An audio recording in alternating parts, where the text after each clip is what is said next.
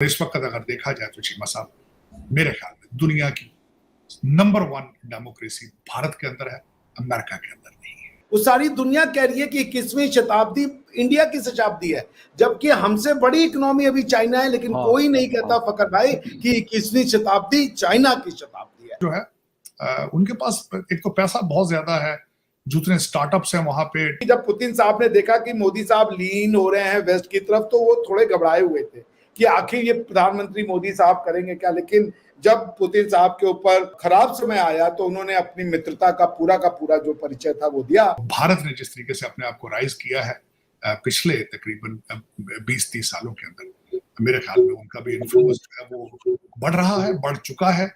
जिस तरह अगले दिन जयशंकर साहब ने फरमाया कि मेरा अब भारत का इमेज दुनिया को चाहिए कि वो चेंज कर ले, और चेंज हो रहा है, इसमें कोई शक नहीं है। और उसका सबसे बड़ा सीक्रेट जो है उनका वेपन है वो इंडियन इंस्टीट्यूट ऑफ टेक्नोलॉजी है। कंप्यूटर और दूसरी साइंसेस के अंदर उनकी एडवांसमेंट है, चाहे वो स्पेस में गए हों, चाहे वो कंप्यूटर में जाएं, चाहे वो इंडस्ट्रियल रेवोल्यूशन, चाहे दुनिया की फार्मेसी बन चुके हैं। चीमा साहब कल तमिलनाडु के अंदर जो फोर्ड का एक प्लांट बंद था, उसको भी फोर्ड ने खोलने का ऐलान कर दिया है। 3000 नई जॉबें वहां पे तमिलनाडु के अंदर आ रही हैं। क्यों? क्योंकि मिडिल क्लास ग्रो कर रही है, गाड़ियां खरीद रही है, एक नया रेवोल्यूशन वहां पे आ रहा है। दुनिया की इस वक्त जब से कोविड के बाद, जब से दुनिया चाइना से भाग रही है, जिस तरह लोग कहते हैं कि China when China slows India grows, so that is what is going on. और उसका भरपूर फायदा जो है वो भारत उठा रहा है अपने लॉ एंड ऑर्डर की वजह से, अपनी स्टेबिलिटी इन द डेमोक्रेसी के हवाले से। मैं पहले भी जब बताऊं, इलेक्शन इस वक्त हो रहा है कश्मीर के अंदर, हरियाणा के अंदर। कश्मीर में 18 सितंबर को, हरियाणा में अक्टूबर 5 को, महाराष्ट्र में नवंबर में, और झारखंड और दिल्ली के अंदर इलेक्शन होगा जनवरी और फरवरी। और इस वक्त अगर देखा जाए तो चीमा साहब मेरे ख्याल में दुनिया की नंबर 1 डेमोक्रेसी भारत के अंदर है, अमेरिका के अंदर नहीं है। ये हाथ पे दिहाड़ी ला जाता चीमा साहब, दुख ऐसी बात का है। अब देख लें आपकी अदालतों की हालत क्या है। कभी कहते हैं कॉन्स्टिट्यूशनल कोर्ट बनानी है, कभी कहते हैं कोई कोर्ट अगली कोर्टें कम है यार, अगले कानून कम है, क्योंकि कानून तो बहुत ज्यादा, लेकिन आप इन्फोर्स नहीं करते, आप चाहते ही नहीं। जब पाकिस्तान के अंदर कोई पाकिस्तानी मौजूद नहीं है तो इसको ठीक कौन करेगा? कौन करेगा इसको? जो है उनके पास एक तो पैसा बहुत ज्यादा है, जितने स्टार्टअप्स हैं वहां पे। तो मैं ये कह रहा था, देखिए प्रधानमंत्री मोदी का जो हर इंसान जो है, व्यक्ति जो होता है, उसके पर्सनालिटी का कुछ प्रिंसिपल्स होते हैं। तो वो यदि वो व्यक्ति उन प्रिंसिपलों के हिसाब से व्यवहार करता है तो उस व्यवहार को दुनिया में एक्सेप्टेंस या रिजेक्शन मिलता है। तो प्रधानमंत्री मोदी जिन प्रिंसिपल्स के साथ डोमेस्टिक पॉलिसी या डोमेस्टिक पॉलिटिक्स करते हैं, वो उन्हीं प्रिंसिपल के साथ जो है वो इंटरनेशनल पॉलिटिक्स करते हैं। और उसका आधार क्या है कि सबका साथ, सबका विकास, together with everyone and development for everyone, कोई पीछे ना छूटे। और इसी को हम लोग कहते हैं वसुधैव कुटुंबकम, कि पूरा दुनिया ही आपका एक परिवार है। तो वो उस परिवार में परिवार के जैसा वो महसूस करते हैं, वो उसको वैसे ही ट्रीट करते हैं। जब हमारे पास वैक्सीन हमारे देश ने बनाया था, तो उन्होंने जो गरीब देश थे या जो कमजोर देश थे, उनको भी अपने परिवार का हिस्सा मानते हुए उन्हें वो दिया था, क्या नाम है, भिजवाया था वैक्सीन। तो उससे उनकी जो एक क्रेडिबिलिटी है ना फकर भाई, दुनिया में बहुत ज्यादा है।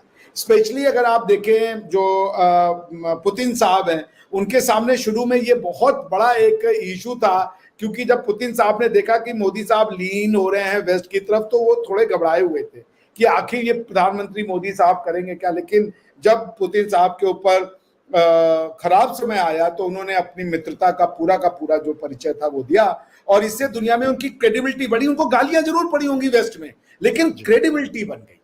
होता ये है ना कि आप गालियां खा लें, लेकिन सामने वाला गाली देने के बाद ये कहता है लेकिन एक बात है, ये आदमी जो है, इसने अपनी मित्रता को निभाया है, इसने अपनी वचन को निभाया है, और उसने प्रधानमंत्री मोदी का कद बढ़ा दिया। तो कोई जरूरी नहीं है कि फकर भाई हमें आपको गालियां मिल रही है तो हमारा आपका कद कम ही होगा। बहुत बार गालियां मिलने के साथ साथ लोग आपकी वैल्यू भी बहुत ज्यादा करते हैं, ये रिकॉग्नाइज करते हैं कि यार this is a man, he is a man of principle. So प्रधानमंत्री Modi is a man of principle. वो उनके इस इंस्टांस ने दिखा दिया कि वो आपके साथ यदि दोस्ती करेंगे तो पीठ में छुरा नहीं मारेंगे, आप इसके लिए आश्वस्त हो सकते हैं। और इसी का नतीजा है कि आज प्रधानमंत्री पुतिन कहते हैं, राष्ट्रपति पुतिन कहते हैं कि प्रधानमंत्री मोदी अगर मीडिएशन करना चाहते हैं तो करें, हमारी तरफ से खुली छूट है। ये भरोसा है, दिस इज ट्रस्ट। तो ये जो राजनाथ सिंह जी कह रहे हैं कि हम आगे बढ़ेंगे, वो हम सिर्फ राजनाथ सिंह जी नहीं कह रहे, वो और भी लोग कह रहे हैं, वो सारी दुनिया कह रही है कि 21वीं शताब्दी इंडिया की शताब्दी है, जबकि हमसे बड़ी इकोनॉमी अभी चाइना है, लेकिन कोई नहीं कहता फकर भाई कि 21वीं शताब्दी चाइना की शताब्दी है। ये तक कहा गया है कि एशिया की शताब्दी, और ये कहा जाता है कि एशिया में इंडिया की शताब्दी है। क्यों? क्योंकि इंडिया इकलौता ऐसा सिविलाइजेशन है जो दुनिया को साथ में लेके चलने की गट्स रखता है, क्योंकि ये सबको साथ लेके चल सकता है because of its ancient philosophy, because of जिसको आप हिंदुत्व की फिलॉसफी कहते हैं, जो समग्र है, जो समावेशी है, सबको साथ में लेके चलती है, किसी को डराती नहीं है, किसी को खत्म नहीं करती, किसी को समाप्त नहीं करती, and that's what earns us the trust. जी अच्छा डॉक्टर साहब, थोड़ा सा सेल्फ रिलायंस की बात करते हैं। इस पे बड़ा हम पढ़ रहे हैं कि डिफेंस के हवाले से, बाकी चीज़ों के हवाले से जिसे एक्सपोर्ट को बड़ा बढ़ावा दिया है, एक इकोनॉमिक जो डेवलपमेंट है वो बहुत हुई, इसलिए 5 ट्रिलियन की तरफ इकोनॉमी जा रही है, इकोनॉमी की पोजीशन दिन ब दिन बेहतर हो रही है, फॉरेन रिजर्व्स बढ़ रहे हैं। तो इसके ऊपर थोड़ा सा कि अगर कोई भी कंट्री है दुनिया का, अगर वो सेल्फ रिलायंस के ऊपर चल रहा, वो अपनी चीज़ें बना रहा है खुद के लिए भी और बाकी दुनिया के लिए भी, तो मेरे ख्याल में उसको फिर शायद तरक्की से कोई नहीं रोक सकता, क्योंकि मार्केट में वो माल बेचता भी है और अपनी जो ज़रूरत होती है वो भी पूरी कर रहा होता है। फकर भाई, मार्केट में हो सकता है कई माल हों, लेकिन कई बार ना आपकी दुकानदारी से, अगर दुकानदार से दोस्ती हो जाती है तो माल आप उसका वहीं से। Very right, agree sir. कुछ दशक पहले तक भारत को पूरी दुनिया, स्पेशली वेस्ट, ऐसी नज़र से देखती थी मानो इंडिया एक थर्ड वर्ल्ड कंट्री है, यहाँ पे बहुत ही पॉवर्टी है, मिसमैनेजमेंट है, यहाँ पर गवर्नेंस अच्छी नहीं है, और इस तरह की चीज़ें यहाँ के बारे में स्टीरियोटाइप कर दी गई थी। लेकिन पिछले 10 से 15 सालों में भारत ने एक नई जंप करी है और दुनिया की नज़रों में अब भारत एक बहुत ही पावरफुल और साथ ही साथ एक बहुत ही रेस्पॉन्सिबल देश बन चुका है, और इसका एग्जाम्पल चारों तरफ देखने को मिलता है।